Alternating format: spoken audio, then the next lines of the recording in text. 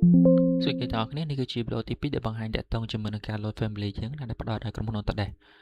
ដើម្បី load បានយើងធ្វើម៉េចអញ្ចឹងយើងចូលទៅកាន់ insert ណានៅក្នុង insert ហើយបន្តមកទៀតយើងចូលទៅកាន់ load family មកនេះអូខេដោយសារខ្ញុំធ្លាប់ load អញ្ចឹងវាជាប់លើហ្នឹងបងប្អូនអញ្ចឹងអត់អីទេយើង minimize មក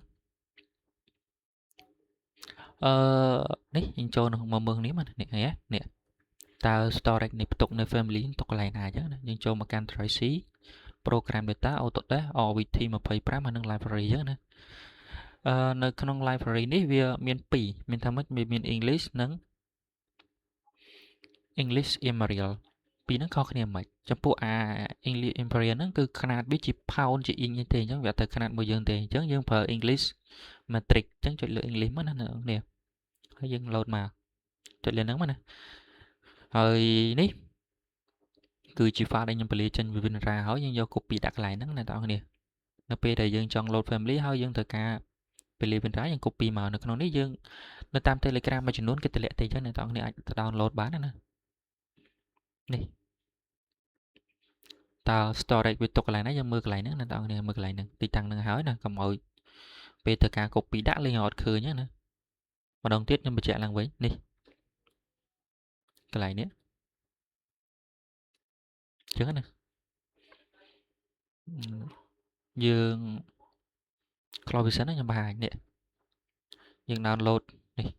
ពីក្រុមហ៊ុន Autodesk មកពីនេះ US UK ណាអ្នកនរគ្នាអាហ្នឹងគឺជា library ឬក៏ family បន្ថែមដែលផ្ដល់ដល់ក្រុមហ៊ុន Autodesk ចឹងណាឥឡូវយើងចូលទៅកាន់កម្មវិធី Revit ជាវិញទៅអូខេម្ដងទៀតយើងចូលមកកាន់ទីតាំងដដែលមកអូខេនេះមិញដល់ទីនេះតែម៉ាត់នេះ English ហើយយើងយក US ណាបន្តមកទៀតយើងធ្វើការ load តាក់ទងជាមួយ structural foundation ទៅ foundation មាន family ច្រើនដែលវាផ្ដល់ឲ្យប៉ុន្តែវាអត់ត្រូវលក្ខខណ្ឌយើងចង់បានទេមានតែមួយនេះទេត្រូវអញ្ចឹងយើងចង់បានអញ្ចឹងចុច load មកបន្តមកទៀតយើង load បន្តទៀតមកយើង load ការងារ ផ្សេងណានេះ column ប៉ុន្តែបច្ចៈយើងអត់ប្រើនៅក្នុង column ទេយើងប្រើក្នុង structural column អញ្ចឹងយើងត្រូវការ load column អញ្ចឹង load column មកអូខេនៅក្នុង column មាន2មានសសរដែកនិងសសរបេតុងអញ្ចឹងយើង load បេតុងមុនមកបេតុងយើងប្រើនេះមួយហើយនឹងប្រើនេះមួយណាអ្នកនរគ្នា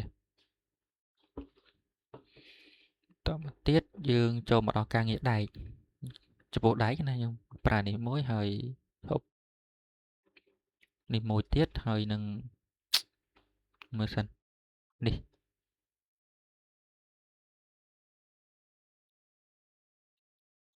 ប្រើចំពោះសសរបេតុងអញ្ចឹងណាប្រើ3នឹងហើយបើយើងត្រូវការខ្វាយទៀតចាំយើងមក load ថែមទៀតអ្នកនរគ្នានេះមួយទៀតអញ្ចឹងណាមកជប់អូខេផាល់អូខេយើងប្រើប៉ុណ្្នឹងទៅណាអ្នកនរគ្នាហើយយើងអូខេទៅចំពោះសសរយើងបាន load រួចហើយបន្តមកទៀតយើងចូលដល់ការងារថ្នឹមម្ដងអញ្ចឹងណាអូខេយើងចូលមកកាន់ structural framing អ្នកនរគ្នាអញ្ចឹងណានេះថ្នឹមបេតុងសម្រាប់ថ្នឹមបេតុងយើងប្រើបានតែនឹងមួយទេតមកទៀតយើងចូលទៅកាន់ថ្នឹមដែកម្ដងអូខេចូលទៅកាន់ steel ទៅហើយយើងប្រើណាបានខ្លះយើងមើលណាអ្នកនរគ្នាមើលតាមនឹងទៅ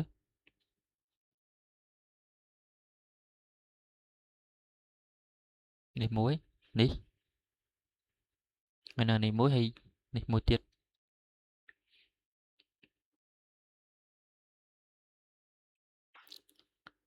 នៅពេលដែលខ្វះខាតអ្នកនរគ្នាចូលមក load នៅក្នុងហ្នឹងណាធ្វើដូចខ្ញុំទៅយើងអូខេណាបន្តមកទៀតយើងចូលបន្តដល់ការងារតាក់ទងជាមួយការងារត្រាស់អ្នកនរគ្នាត្រាស់ណានេះត្រាស់យើង select ទាំងអស់ទៅចុច Ctrl A មកហើយយើង load វាមកទាំងអស់អញ្ចឹងណាអ្នកនរគ្នាអញ្ចឹងទៅតមកទៀតយើង load បន្តទៀតមកយើងចូលទៅកាន់ structural rebar shape ណាអ្នកនរគ្នាគេបោះដែកហ្នឹងគឺយើងត្រូវ load ចូលដែរទាំងអស់គ្នាអញ្ចឹងយើង open ទៅ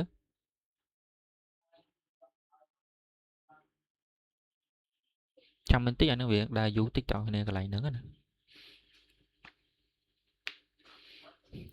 តមកទៀតយើងចូលដែកយើង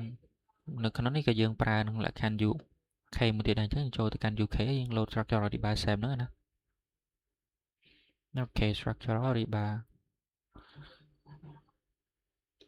ទៅលើនេះមកនេះប៉ុណ្ណឹងយើងចុច open ទៅចប់ហើយ